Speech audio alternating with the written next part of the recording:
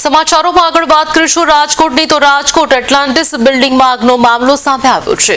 Deputy municipal commissioner ચેતન નંદાણીનું નિવેદન સામે આવ્યું છે। ફાયર એનઓસી રિન્યુ અંગે તપાસ કરાઈ છે। 628 રહેણાંક બિલ્ડિંગમાં કરાઈ છે તપાસ।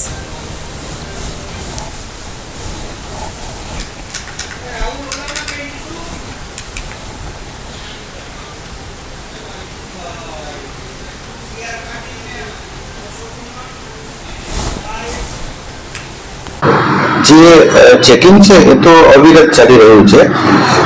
જે તે સમયે ટીઆરપીની ઘટના પછી સરકાર તરફથી એક એસઓપી રાજકોટ મહાનગરપાલિકાને મળેલ છે અને એ જ એસઓપીમાં થોડા લોકલ આંશિક ફેરફાર કરીને રાજકોટ મહાનગરપાલિકાએ પોતાની અલગ એસઓપી બનાવેલ છે અને એ એસઓપી મુજબ ચેકિંગ અવિરતપણે ચાલુ હતું જ।